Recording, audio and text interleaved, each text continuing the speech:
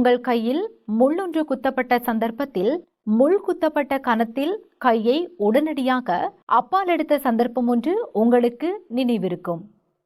அவ்வாறாக உயிரினங்களுக்கு அகச்சூழலில் இருந்தும் புறச்சூழலில் இருந்தும் வரும் தூண்டல்களுக்கு தூண்டற்பேரை காட்டுவது அங்கிகளுக்குள்ள ஆற்றல் இயைபாக்கம் எனப்படும். முள் குத்தியவுடன் உண்டாகும் உணர்வு போன்ற தூண்டல்களை உணரும் ஆற்றல் போன்ற சூழலில் நிகழும் மாற்றங்கள் தூண்டல் எனப்படும். உடனடியாக கையை அப்பால் இழுத்தல் போன்ற செயற்பாடுகள் துலங்கல் என அழைக்கப்படும். தூண்டலை உணரும் போது உள்வாங்குவதற்காக உதவுகின்ற தோல் போன்ற புலன் உறுப்புகள் வாங்கிகள் எனப்படும்.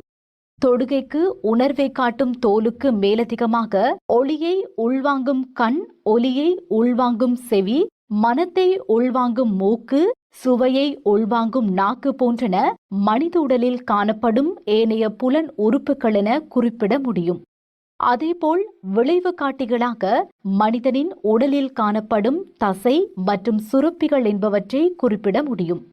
முள் குத்தியவுடன் உடனடியாக கையை அப்பால் இழுக்க புலன் உறுப்பான கையிலுள்ள தோலும் விளைவு காட்டியான கையிலுள்ள தசைகளுக்கும் இடையில் காணப்படுகின்ற சிறப்பான தொடர்பு முக்கியமானதாகும்.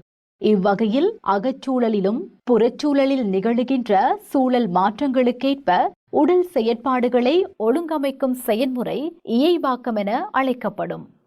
மனிதனின் உடலினுள் இயைபாக்கம், நரம்பு இயைபாக்கம், நரம்பின்றிய இயைபாக்கம் அல்லது இரசாயன இயைபாக்கம் என இரு முறைகளில் நடைபெறுகின்றது.